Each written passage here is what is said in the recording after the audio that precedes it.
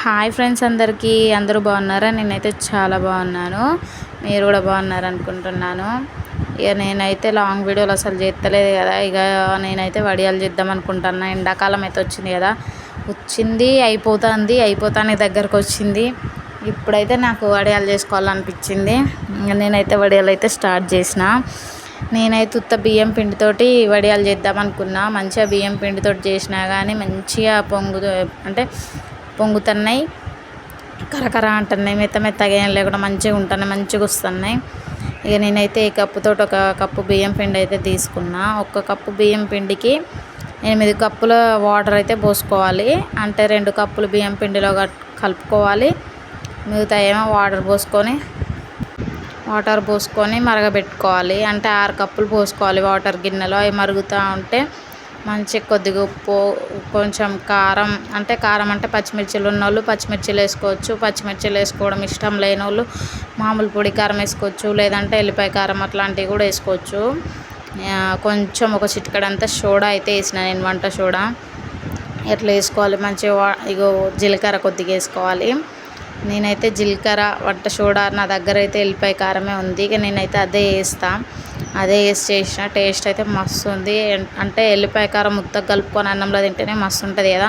ఇక అందులో ఇట్లల్లో వేస్తే కూడా ఇంకా చాలా టేస్ట్ ఉంది.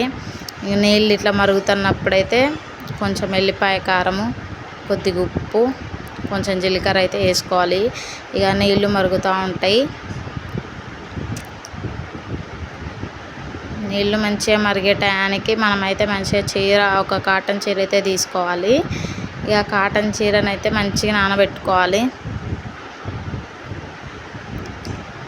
నా ఛానల్ని అయితే కొంచెం సబ్స్క్రైబ్ చేసుకోండి. నేనైతే ఇదే ఫస్ట్ టైం అంటే లాంగ్ వీడియోస్ ఎడిట్ చేసి పెట్టడు. నేనైతే ఇంతవరకు లాంగ్ వీడియోస్ అయితే పెట్టలేదు.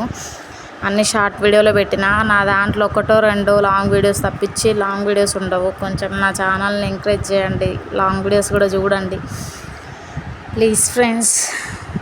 ఎట్లయితే అన్నీ వేసుకోవాలి. వేసుకున్న తర్వాత మంచిగా మంట ఎక్కువ పెట్టుకుంటే అవి మరుగుతూ ఉంటాయి. ఆ మరిగేలోపు మనం వేరే పని కూడా చేసుకోవచ్చు.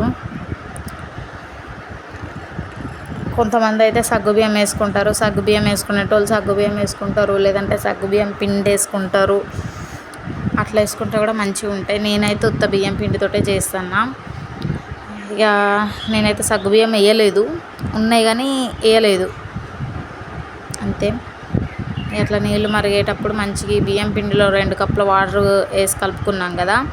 ఆ వాటర్ కలుపుకున్న దాన్ని మంచిగా ఇందులో పోసి కలుపుకోవాలి. ఉండలు కట్టకుండా కలిపేసుకోవాలి.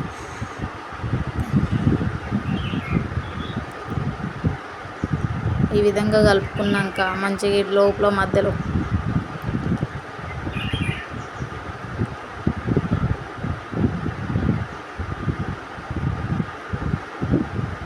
ఎంబటే చిక్కబడుతూనే ఉంటుంది. మనం ఇట్లా పోసి కాసేపు ఆగినా కొద్దీ అది చిక్కబడుతూనే ఉంటుంది.